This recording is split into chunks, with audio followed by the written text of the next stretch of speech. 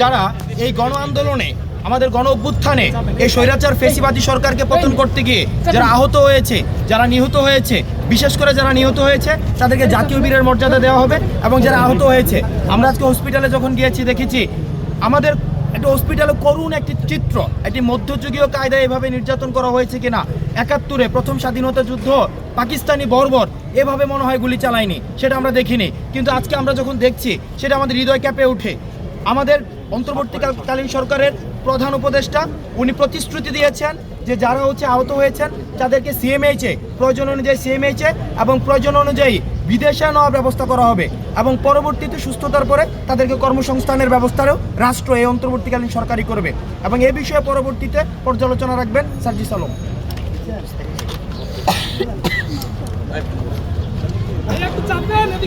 আচ্ছা, গতকালকে যখন আমাদের অন্তর্বর্তীকালীন সরকার শপথ গ্রহণ করে তখন বলা হয়েছে, এবং তার পূর্বে যখন আমাদের প্রধান উপদেষ্টা ডক্টর মোহাম্মদ ইউনূস আমাদের বাংলাদেশে তার পা রেখেছেন, তখনই সাথে সাথে তিনি আমাদের ডেকে বলেছেন যে তোমরা বাংলাদেশের প্রত্যেকটি জায়গায় হসপিটালে বা যেই যে জায়গায় আমাদের যে ভাইরা যারা শহীদ হয়েছেন, যারা আহত হয়েছেন তাদের কাছে যাও, তোমরা খোঁজ নাও এবং এটার একটা কনক্রিট লিস্ট করে আমাদেরকে দাও, যেন এই যে মানুষগুলো রয়েছে যাদের এখন এই অবস্থা, তাদের কারণেই তো আজকে বাংলাদেশে আমরা মুক্ত একটি নিঃশ্বাস নিতে পারছি।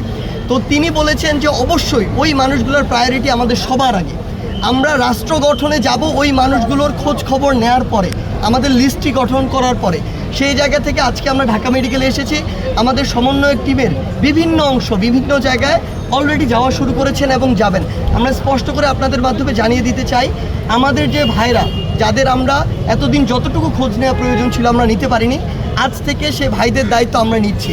সেই ভাইদের দায়িত্ব এই রাষ্ট্র নিবে, কারণ আজকে তাদের এই অবস্থা শুধুমাত্র এই রাষ্ট্র বিনির্মাণের এই যে যুদ্ধ হয়েছে সেই যুদ্ধে অংশগ্রহণ করার জন্য।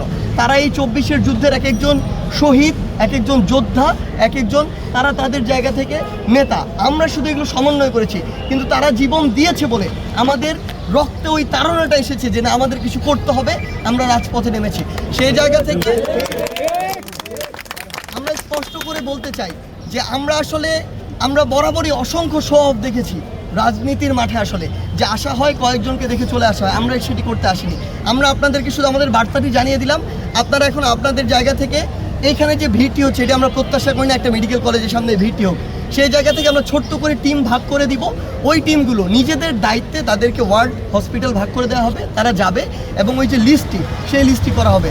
অর্থাৎ আমরা আমাদের কাজও করতে চাই, আবার ওখানে যারা রয়েছে আমাদের ভাইয়েরা বোনেরা তাদের যেন কোনো অসুবিধা না হয়, হসপিটালের জন্য পরিস্থিতি খারাপ না হয়, সেটিও আমাদের লক্ষ্য রাখতে হবে। সেই জায়গা থেকে আপনাদেরকে ধন্যবাদ। এবং আপনাদের কাছে আরেকটি চাওয়া আমাদের, আপনাদের কাছে যদি এরকম কোনো তথ্য থাকে যেই তথ্যটি দিয়ে আপনারা আমাদেরকে সহযোগিতা করতে পারবেন, অনুগ্রহ করে আমাদেরকে এটি দিবেন। আমরা কথা দিচ্ছি, আমাদের ভাইরা সুস্থ হয়ে বাড়ি না যাওয়া পর্যন্ত আমাদের এই যে রাজপথে নেমে আসা ভাইদের খোঁজে বোনদের খোঁজে সেটি থামবে না। ধন্যবাদ। সারা দেশে আহতের সংখ্যাটা কত আপনারা এখানে কোনো পেয়েছেন? আহত এবং নিহত কোশ্চেন অ্যান্সার নিচ্ছি না। আচ্ছা, আমরা কোশ্চেন অ্যান্সার নিচ্ছি না। ভাই সবাই একটু